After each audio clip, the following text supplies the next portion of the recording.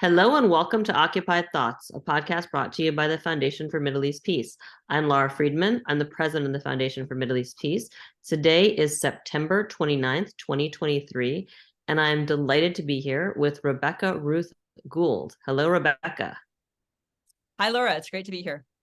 So let me do a brief introduction and we will get right into it. Rebecca is distinguished professor of comparative poetics, yes, and global politics at the School of Oriental and African Studies at the University of London. She is also an accomplished author. Her latest book is entitled Erasing Palestine, Free Speech and Palestinian Freedom. It was published earlier this summer in July 2023, and that's really the focus of our conversation today, or the hook, I should say, for our conversation today. Rebecca's other books include the Persian prison poem, Sovereignty and the Political Imagination, which is Edinburgh University Press 2021, and Writers and Rebels, the Literature of Insurgency in the Caucasus, which is Yale University Press in 2016. She has also written on the challenges of defining anti-Semitism and respecting free speech for Prospect Magazine, Political Quarterly, The New Arab, Middle East Eye, and others. And I should just add very quickly, we're going to be referencing pretty much all of those articles and your book, and maybe a couple studies in the course of today's podcast. And I will include notes to all of those things with this podcast. So people don't need to worry about following along. They'll be able to click right through when we get to it. So welcome again. As I said, the hook for our conversation today is your book. And I think maybe the place to start, rather than addressing the book directly, is you. Maybe you could introduce yourself and briefly talk about your personal story, which is sort of the kernel of the book, and talk about how you and your work became inextricably entangled in the battle over free speech and Palestinian freedom. Absolutely. So I think the story begins in 2012 when I was a postdoctoral fellow. I'd just gotten my PhD. I was postdoctoral fellow at the Van Leer Institute in Jerusalem. However, I was living in Bethlehem for about a year. And really, it was a kind of crash course in the occupation, going through checkpoints all the time. And yeah, I learned a lot. And I became, at a certain point, it was actually a 5-year position, but I stayed there a year because it was this sort of schizophrenic world that I kind of couldn't continue living there anymore. But before I left, I wrote this brief article called Beyond Antisemitism, which was maybe like my book in some ways too, kind of written from a very personal perspective about my frustration with the occupation, with this sort of schizophrenic divided world that Israelis were living in, not seeing what was happening just a few feet away from them. And I published that, and I really moved on to other things in life. In fact, I didn't see myself as someone who was necessarily specializing in Palestine, just as someone who lived there. I moved on to other things. I got a job at the University of Bristol, and this was started in 2016. That was actually a very important, turned out to be a very important year or 2015, sorry. But yeah, the 2016, soon after, was an important year in the history of the anti-Semitism's entanglement with Palestinian activism, because that was the year that the UK government was the first country to adopt the IHRA definition of anti-Semitism under Theresa May. I, of course, at this time wasn't paying attention to it, but it did come to affect me directly, because a student in one of my classes found this article that I'd mentioned, Beyond Antisemitism, and arranged to make a publicity around it. He published an article in the student newspaper saying that, in his view, it was anti-Semitic because of its criticism of Israel. And the government became involved in a certain sense, not at least certain politicians became involved. The right-wing newspapers like the Daily Telegraph published a story. And it was really interesting. I mean, I wasn't kind of planning on this happening in my life. I'd really moved on to other things. But I was sort of brought back to this moment of my writing the article and why I wrote the article. And if anything, the situation had gotten much worse, since I'd left. So it wasn't a case of me. Everyone wanted me to, these people wanted me to retract, obviously. That would have been a great publicity coup for them. But that was not conceivable for me. And initially, within the kind of university context, I think everyone was pretty clear. Not the people who were accusing me, but sort of the administrators, colleagues, and so forth, even the lawyer for the University of Bristol, were pretty clear that it was not, the article was not a big deal, but when it was fine, had nothing to worry about. But then when the government became involved, when there was an official complaint against me by a group called the Campaign Against Antisemitism, and they wouldn't let the issue go. And so then an investigation was launched into the article. Again, keep in mind, this is something I wrote in 2012. I had never set foot in the UK at that point, so it would seem kind of irrelevant, but there was enough pressure that something had to be done. So I got Rebecca, just to be clear, the complaints against you for the article are entirely grounded in this, what was at that point a relatively new definition of anti-Semitism that was being promoted. It isn't arguing that there is what we think of as the classical sense of anti-Semitism, hatred and prejudice and discrimination or incitement against Jews because they are Jewish. This was based on a newly promoted redefinition of anti-Semitism that refocuses on Israel. That's completely true. And I think that, the timing is absolutely crucial. That's why it is more, as much, I think, of a historical story as a personal one, because yes, the timing was very important. It was, on the one hand, actually coincided with Israel Apartheid Week, and with the adoption of the IHRA definition. We should add, just to be a little bit technical, I suppose, it's in the sense that this thing that's called the IHRA definition is a minor revision of a previous definition called the EUMC definition, which never attained the same level of kind of political visibility. But so in that sense, it's not entirely new, but it's new in the sense of its political recognition that it was receiving. Right. And I should say for folks who are listening, if you are a follower of Occupied Thoughts, you know that we have done many, many podcasts and webinars, and we have our own research online accessible to the public on IHRA and its history, including an incredibly long and I would say almost exhaustively documented report that I just published on the history of the definition.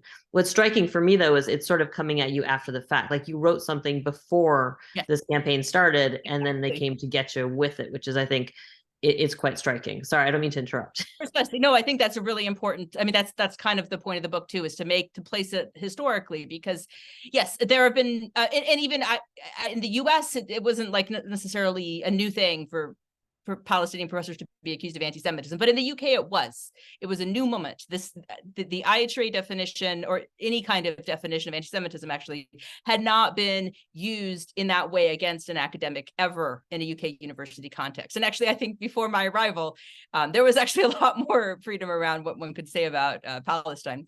So yes, so this was a really, and I that's what made it kind of so surreal, because I think if this had happened 3 years earlier, there would have been nothing for the university to do. There would have been no the IHRA definition of anti-Semitism, and that was referenced by politicians who commented, by the student, and so it was in a sense inevitable that there was going to be this investigation. And so that's where I realized, like, I actually had to educate myself on what was going on, what changes were happening. In fact, a colleague did kind of alert me to that. In fact, back when we thought it was not really a big deal, the student's complaint, because initially the student made a complaint but didn't kind of go forward with it, but then a bigger organization took it on. Just the mere fact that they did mention this EUMC definition was kind of the giveaway that it wasn't just about me, that there was something else happening. And that colleague who told me that was completely right. And so then, yes. And then actually very soon after, right around the time that this investigation about my article was underway, Joe Johnson, the Minister of Education, circulated a letter to all UK universities telling them that they had to adopt the IHRA definition. So the government, was not taking a neutral stance at all. They were saying that it's time to kind of crack down on all of this anti-apartheid activism that's been flourishing on UK university campuses. So yeah, at the end of that, the investigation concluded that everything was fine. But the fact that, you know, I went for 6 months, I went on medical leave, I had a lawyer, I was kind of done with the university by that point. It really made me feel, and I was, you know, all along I was told that I really shouldn't say anything, shouldn't speak out. So even, I think what that shows you is that, you know, even if you are quote unquote vindicated, and it doesn't mean everything's fine. You're still silenced. You're still pressured to not say anything ever again. Yeah, and you cover this, I think, really beautifully in the book, and the broader impacts, the chilling effect, the self-censorship, the next generation looking up, particularly next generation of scholars, of course, in the US with tenure and the fear of not getting tenure.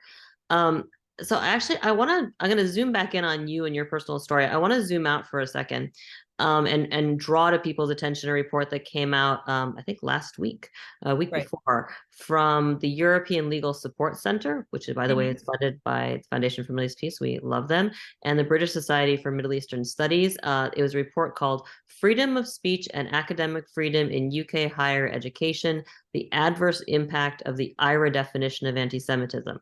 And I will say that this is a really powerful report, and it is mercifully brief in terms of, you know, it's not like hundreds of pages. You can get through it. It also offers a response for those of us who've been warning of the dangers of this politicized definition of anti-Semitism. And the answer you often get is, well, can you show how where it's ever had that effect? Which I think is kind of hilarious. It's like you warning people, like, if you don't put a warning on it, people will die on this, people will get sick when they eat it. And like, well, we're gonna have to wait and see if people eat it and get sick. Maybe no one will eat it. And it's like, yes, but the people pushing it are like, we're going to make you eat it. That's the whole point. I'm sorry, that may be a bad analogy, but it's really, it's useful to have this report actually showing harm. Yeah. And the summary of that report states, I'm just going to read really briefly, quote, "This report demonstrates that accusations of anti-Semitism leveled against students and staff in UK universities are often based on a definition of anti-Semitism, IHRA, that is not fit for purpose, and in practice is undercutting academic freedom and the rights to lawful speech of students and staff, and causing harm to the reputations and careers of those accused."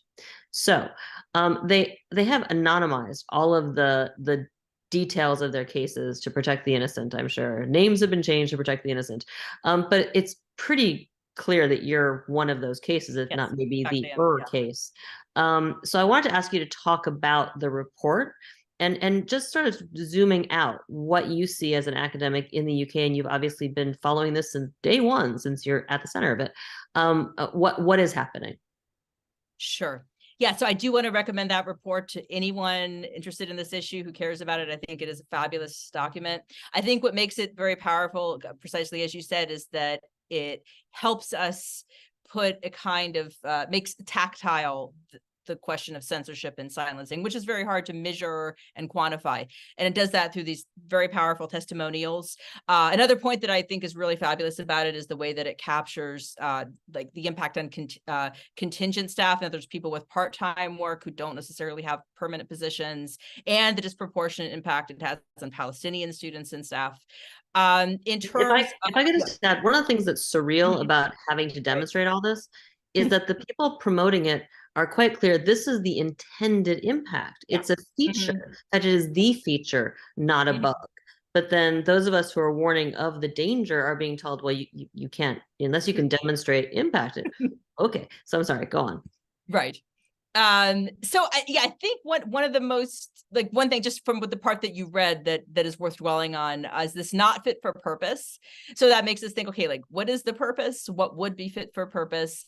I think the first thing, you know, and it's really worthwhile to kind of critique the concept of anti-Semitism that's embedded in this IHRA definition. But I think even kind of before we get there, even before we look what it's the content, look at like the way that it's presented as this thing that if you adopt, you know, you're suddenly free, an institution suddenly like purifies itself of racism as a kind of tool, right? I think that really needs to be questioned and interrogated. One of the big problems, with the definition is that it makes a political statement about, you know, what It means anti-Zionism, being potentially anti-Semitic, right? I would say like people have the right to hold that opinion, but it is an opinion. And so to embed that within a definition that's supposed to be objective and neutral is a real disaster. So it's and the definition itself is also just muddled and unclear. So it doesn't, none of what it says, I just think there's a real mismatch between like what it is as a document and what it says it's supposed to do. So the fact that it just isn't fit for purpose creates, I think it opens the space for kind of bureaucratic abuse and a lot of hypocrisy in an administrative context, right? So even before we get to the content, just it's not a good definition. It doesn't capture anti-Semitism. So yeah, it becomes a box ticking exercise that can kind of help to mediate whatever bureaucratic agendas the university needs to protect itself. And I think kind of a way of what I see happening. I mean, to be concrete, like I'm speaking from what I see happening, for example, at the University of Bristol, or other UK universities, of course. But if they need to demonstrate, once you have this definition, and groups are asking, well, how have you shown that you've eradicated anti-Semitism? Well, the answer to that question, is that, oh, we've adopted this definition, this IHRA definition. That's a distraction from both anti-Semitism and any other kind of social justice activism. And interesting, that's a point that Ken Stern has made numerous times. Mm-hmm. I mean, it's almost as if, you have students who are rallying around this, Jewish students told like, this is what you need to rally around. When it's not like adopting this doesn't make white supremacists, Right. neo-Nazis, anti-Semites disappear. It does allow groups who want to shut down a certain kind of free speech and academia shut it down more easily. It doesn't actually target anti-Semitism. And I will say, I mentioned to you when we got on the call, I just got off, I listened to on X, there was a Spaces conversation between Elon Musk and a lot of right-wing Jewish figures. And listening to that Spaces, one gets the sense that what they're trying to say to Elon Musk is, if you adopt IHRA, people will stop worrying about you being an anti-Semite, and then you can shut down left-wing free speech, which, anti-woke, and then the rest of it isn't a problem. It's just kind of surreal given what's happening today. Anyway, go on. Yeah, no, I mean, I think we should look at that word adopt as much as we should look at its hugely problematic content of the definition. That makes it not fit for purpose in the first place. And also, I think in the UK context, the other element that should be taken into consideration is just that, I mean, at least that I thought about myself when I was going through this, is the lack of a First Amendment to kind of really provide a bedrock sense that that would make it illegal, to discriminate against people for their points of view. I think it's particularly dangerous in that context. Although, of course, the First Amendment's being eroded in all kinds of ways in the US too. So, but I think that creates that. Maybe that's, I would say that, the IHRA in general, kind of globally, had a very bad effect on Palestinian activism everywhere. But in the UK, I think in university context, like, it's potentially, at least, or chronologically, is the worst, I would say, at the beginning at least, and maybe it's spreading. And it's partly, I think, because of that, the tendency to kind of cave into bureaucracy, lack of a internalized sense of free speech right, and then the IHRA kind of coming in and making everything even worse. And I mean, I don't want to get off on a complicated tangent, but this also comes in the UK on the context of the Corbyn chaos and kerfuffle, like words I'm trying to come up with, around anti-Semitism and the Labour Party and accusations and witch hunts and all of that. So, I mean, it's sort of like it was fertile ground, I think, for this move towards academia. And for folks who are not watching the UK, we're witnessing right now a move for legislation, for actual, what I think it's advancing rather quickly. This is legislation it's legislation to prohibit local councils and other government bodies from boycotting Israel or settlements. And it's a fascinating piece of legislation because it actually it singles out Israel-Palestine as the issue on which it can't ever be really overturned or challenged, and it has very broad free speech implications for just people showing up and expressing opinions. And it also does erode the right to boycott more broadly for everything, which is, of course, maybe why some people will care about it. But that looks like it's advancing pretty quickly. Yeah, it's remarkable how successful it's been, unfortunately. I mean, yeah. Yeah, and that, I mean, that, and I will say that that is directly linked to IHRA in the sense Mhm. that the, anti-BDS and boycott being synonymous with anti-Semitism and all of that. It's all part and parcel. I want to come back. I mean, looking at IHRA more broadly, and I want to refer to some of your articles because every time you write anything, I'm like, yes, you say things very, very well, very clearly. You sum up a lot of complex ideas in ways that I think are incredibly effective. So, and I follow this stuff obviously on my side of the pond. I follow Congress very carefully. There was recently a kerfuffle with Congress because a congresswoman, Jayapal, was at Netroots, and she criticized Israel, and immediately there was this outbreak of outrage at her, bipartisan, including calling her an anti-Semite. She ended up walking it back somewhat, but it fed the nastiness in Congress that accuses progressives of being anti-Semitic because they criticize Israel. And you, writing from the other side of the pond, observed, you wrote a great article entitled Speaking the Truth About Israel in Congress. There'll be a link to that. And you observed, I'm going to quote this: if we accept the rhetorical turn that has dominated US public discourse around Israel since the advent of the IHRA definition, we are forced to choose between acknowledging Palestinians' point of view and being accused of anti-Semitism. This is an unsustainable and unacceptable opposition that follows logically from definitions of racism that prioritize feelings over material conditions. Everyone has the right to be offended, but no one has the right not to be offended or to translate their feelings of offense into an unequivocal demonstration of racism. So I want you to unpack that a little bit. And talk about this extremely problematic intellectual framing that, in effect, I would say, maybe oversimplistically, it almost requires that we all be anti-Palestinian in order to not be called anti-Semitic. Yes, I would say even anti-Palestinian, or potentially just kind of utterly oblivious of the existence of Palestinians. I feel that's kind of where the title for my book comes from, because that's what I noticed happening in the UK. Every controversy about Israel, kind of from the beginning, is in the university context, just automatically excluded Palestinian perspectives. Also, by the way, these hearings in Parliament regarding the BDS bill didn't have any Palestinians offering they weren't invited. Of course, they had opinions, and they are impacted by this legislation. I agree. Maybe it's a semantic distinction. I would argue that asking people to be oblivious to or indifferent to the suffering of people is a Right. form of Oh, yeah. racism. So, like, I think we're No, saying you're the same right. thing in different words. Absolutely. Yes, I agree. It's kind of a step along the way. Yes, absolutely. It is ultimately, it comes down to the same thing. There's no question about it. But I guess I'm just interested in kind of the process through which that hatred, anti-Palestinian position kind of becomes feasible, and it has to involve erasure and right, not even oblivion, because that implies like passivity, but yeah, something kind of active erasure.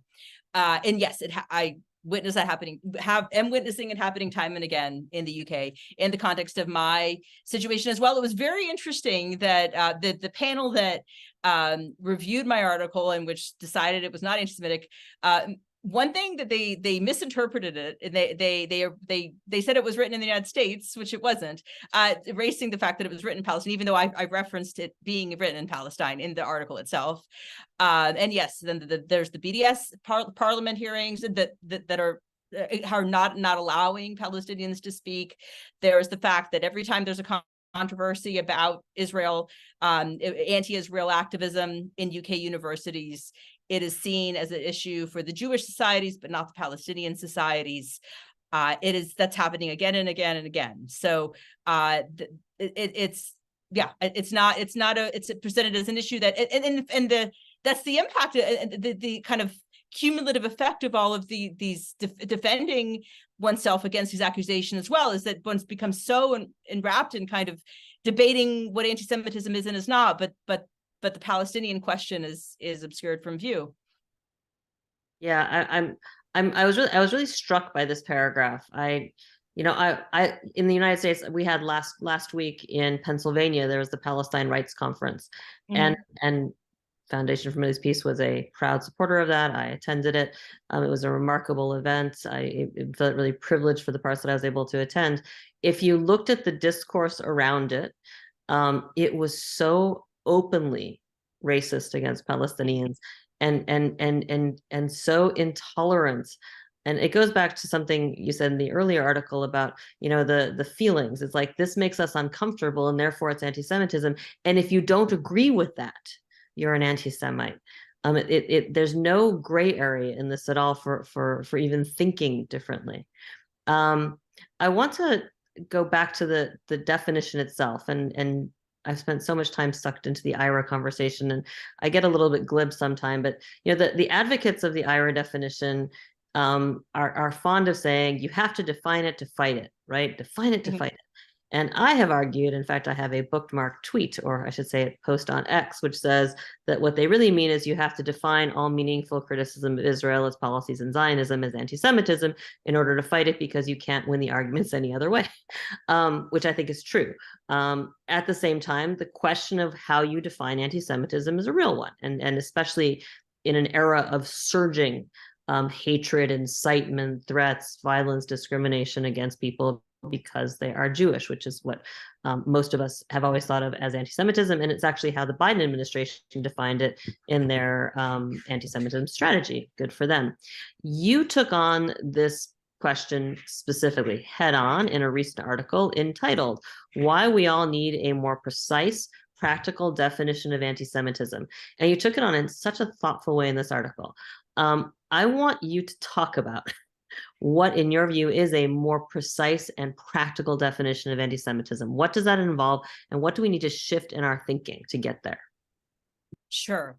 So also I want to mention, I'll answer that question in very specific ways, but I want to mention my favorite chapter in the Erasing Palestine book that in a sense gives an answer to that question, but from a different period. So I have a chapter about Leon Abram, who was a wonderful kind of discovery I made while I was doing the research for the book, who offered not just a definition, but a very ambitious study of anti-Semitism while he was living in Nazi-occupied Belgium. And he is now, of course, I'm not saying that that's the solution to what the problems we face today, but I just want to flag people because I do think that we need historical awareness. It's not always been the same. There needs to be some awareness of not just before Israel, what was anti-Semitism and so forth. But in practical terms, I think the first move I would make, and this is something I think people like Ken Stern would agree with as well, is distinguishing between like hate crimes and then racist sentiment, right? Because the approach to those things in whatever kind of world one is living in, it isn't logical that they would be identical, right?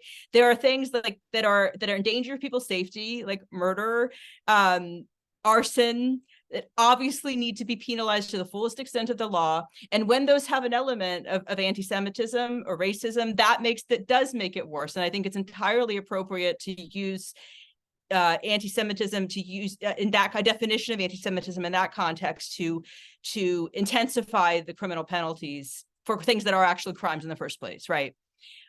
But then I think we all know that there are a lot of idiots out there in the world, and it doesn't work to just criminalize everything that's wrong and unethical and that we need to fight against. And so that I think the kind of strategies and solutions for the kind of, what can we say, implicit, insidious anti-Semitism that we find in ideas and words, which is there's no question it's proliferating. There's no question it's a problem. But I'm not so convinced that the solution to that is a legal one, in the sense, we can't put them all in prison. So I think that approach requires that's where we need things like historical awareness, education, and yeah. So I think just a diversified approach. There's no one size fits all. Like, you can't deal with Holocaust denial in the same way as you can deal with arson, or like it just doesn't fit into this rubric, and you can't mix it up with the political agendas either. So I think I think that distinction is kind of the key to moving forward with the conversation, and actually challenging anti-Semitism, is making that distinction between hate crimes and where anti-Semitism is implicated in that, and anti-Semitic racism, which should be challenged at all levels, through education and debate. So I guess I have another question for you, which relates directly to this, and I planned this to be my last question, but it may not be because I really want to keep on you out on this. So you talk about the more precise definition. What you mentioned or in passing implied is this is separate from the politicized definition, right? So that presupposes that you found a way to disentangle the politicized, making it about Israel and pushing back speech. On the Jayapal article, I left out the part which was the hook for your quote in that article about Congress was Debbie Wasserman Schultz, a congresswoman from Florida, talking about how much it hurt her hearing these words that the congresswoman said, and this mistaking feeling hurt for meaning that the other person's language is automatically anti-Semitic or racist or has to be shut down. You also talk about the structural inequities, which I'd love to have you talk a little bit about. In fact, before I get to my last question, I want you to talk about the idea of how the concept of structural inequities comes into what should be a meaningful understanding of free speech and limits on free speech and how that relates to anti-Semitism and free speech around Palestinian freedom. Yes. And I think that brings us back to a couple of your earlier questions as well, like the limitations of the IHRA definition. So another thing I haven't quite said yet, but really needs to be said, is that I think one of the perhaps the biggest problem, there's so many, biggest problem with the IHRA definition is the way that it separates anti-Semitism from other kinds of racism. Because, while there are historical differences, I think anti-Semitism and racism in general have a much more in common than they have different. They are about hatred of groups, about stereotypes, about the persecution of people based on their identities, whether projected or whatever. And that about dehumanization. It's about dehumanizing the people who you feel are somehow their very existence and their historical narratives are intolerable to you. Precisely. And I think the only way of understanding that is in relation to other kinds of hatred. It's not exclusive to any group. It's unfortunately the humans have done that throughout history to various kinds of people, and we need to look at it comparatively. And the IHRA definition does not do that. In fact, it prevents it, I would say. A material definition, a precise definition is one that finds that precision by comparing to other kinds of racisms. Maybe finds differences too, but at least it brings them into conversation. It looks at different kinds of dehumanizations. And you have to guide me back to your original question. I think I was getting there. Structural inequities. Yes, structural inequities. Yes. So I think that is precisely, so that is one thing, in addition to dehumanization, the creation of people, and I'm not just talking about 2023. I mean, this is throughout history, right? The separation of people into different classes, assigning them to certain kinds of jobs that are appropriate for them, right? That obviously has happened in the context of Jews with the history of anti-Semitism, but in India as well, caste system, that's a very widespread phenomenon. So that, I think that gets at the heart of kind of what racism is, and also why racism persists, because obviously the people who are at the top of that hierarchy benefit from it. So that helps us explain the staying power. And I think it does so in a much more powerful way than this kind of bureaucratic adoption of a definition. Yeah, I was just thinking as you were talking, I tweeted out the other day, the Vicente Fox from Mexico had tweeted out, it was in response to someone had tweeted something about there's a woman candidate for president who's Jewish. Looks like she could even win. And he had tweeted out in Spanish, Jewish and foreign. And I had just commented, according to the IHRA definition, that's not anti-Semitic, just kind of surreal, right? But if you criticize Israel, anti-Semite, it was just quite amazing. All right, so this is my final question to you, but it brings together a lot, and I want you really to take this in whatever direction you want. I first came across your work in 2020, long before this book and whatever. I found an article that you wrote in an academic journal called The Political Quarterly. It is a heavily researched and footnoted essay. Thank you for all of that. I love that. Entitled The IHRA Definition of Antisemitism, Denying Antisemitism by Erasing Palestinians. I suspect maybe it is the kernel for the book, even a little bit. I want to read what for me was the most just took my breath away excerpt. There are many. And here we go. quote, the working definition, which is what this used to be called, the working definition. It is, I mean, it's still called, it's the IHRA's working definition. The working definition is at once a proxy for and a symptom of a range of issues, including the failure of international law to hold Israel accountable for its crimes, the ineffectiveness and or indifference of international law towards the ongoing occupation of Palestine, and the unresolved legacies of the Holocaust. All of these issues are entangled into the working definition and help to account for the speed with which it has been adopted across Europe and the North. So these words for me just get right to the heart of the matter. Can you talk about this entanglement and writing you're a historian, you're an academic, you've researched, these kinds of issues in other contexts. What does this entanglement mean for efforts to fight real anti-Semitism and to fight back against the weaponization? Because clearly this is more than just saying to people, oh, you're doing it wrong, or your language is imprecise. There's so much built into this unstated, right? That's behind the effort. And maybe people are even unaware of it. So how does one unpack that? Right. So I think in terms of taking that forward, that what it show, I mean, in terms of moving beyond that kind of bind, that entanglement's a very powerful entanglement. And I think it was a very, if anything, the people who conceived of the IHRA definition, and they were very strategically minded, very, good thinkers about how to move a campaign forward. Because I think, in a sense, the awareness of the injustice of the occupation was growing, and they found a very good tool to kind of make that conversation much, much more difficult. And I think what the effectiveness of that strategy, like the best response to it, is to maybe bring free speech back into leftist and pro-Palestinian activism. I think there is a sense in which it had kind of gone to the side. It's been seen as a value that is more for the right-wing people, to talk about cancel culture. Well, actually, I think it's a powerful tool, and I kind of discovered its power as someone who was accused, or I discovered being deprived of that right. Transformed me and changed me and made me much more politically aware, I think, of this issue in a way that I would never have become. And I think we need to find a way to use free speech to our advantage. I mean, it's a universally recognized value, but people tend to only recognize it, when it suits their own political agenda.